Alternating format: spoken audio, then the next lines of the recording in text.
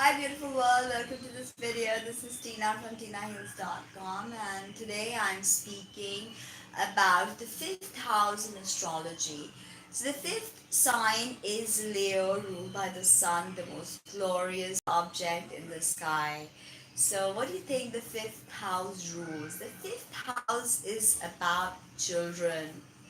Okay, it's about being childlike. It's about your inner child. It also deals with acting. It's about leadership. It's about children, of course. Did I say children? I forget it. It's about children, and it's also about creativity, because children and the creativity, it's kind of a similar vibration, because you give birth to your children and you give birth to your creative projects as well, because you tend to them, you work on them, you incubate with them. So it's really a very personal relationship. Creativity is like childbirth. So this is the domain of the fifth house. When you study whatever planets are there in your fifth house, that will give, or what sign it is, of course, then it's going to give you a good idea of who you are in your creative life.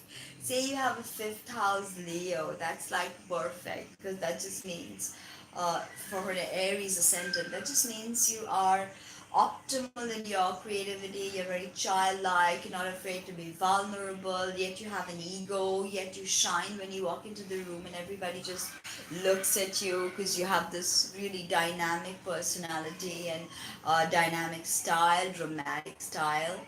So, say for instance, you have Virgo as your fifth house. That is a completely different energy. That means that you are very methodical in your creative ventures, even with your children. You're very methodical. You're very practical. You're very analytical.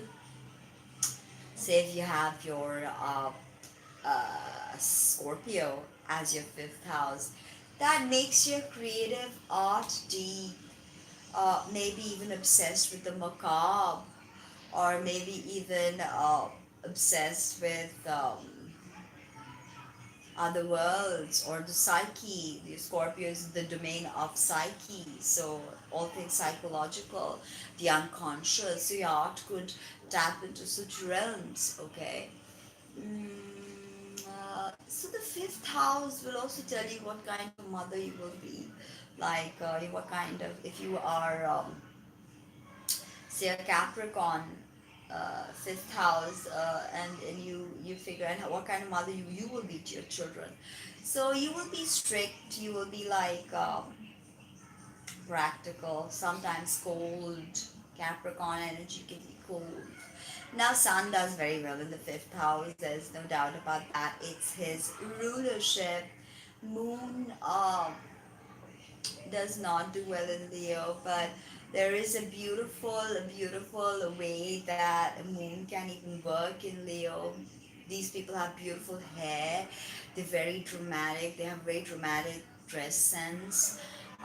They're very fiery and beautiful, yet very sensual and alluring. So they have that crazy combination going for them.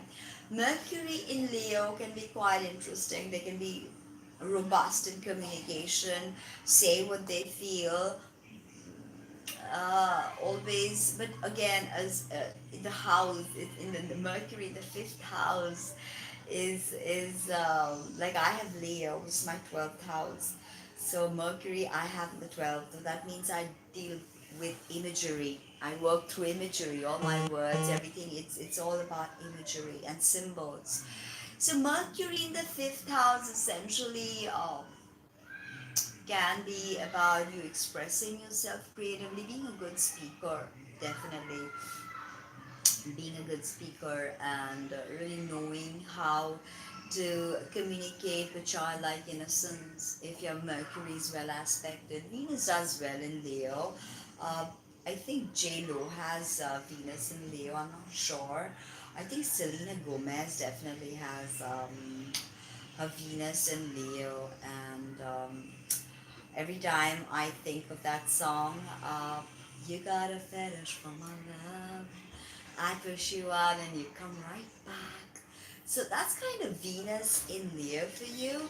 So there's that and Mars. Now, Mars in Leo is interesting because again, Leo is this masculine, fiery energy, and Mars, ruler of Aries, is all about fire. So, Mars, if when aspected, can know no bounds, and it can really be a very rambunctious, loud, boisterous personality. Yeah, it can mean that they're not afraid of anything. They want to move. They want to go, go, go, and maybe look into different creative ideas and work through that. Uh, Mars in the fifth definitely likes to go for adventures, okay? And Jupiter in the fifth is good. Sun and Jupiter do well together in the fifth is good.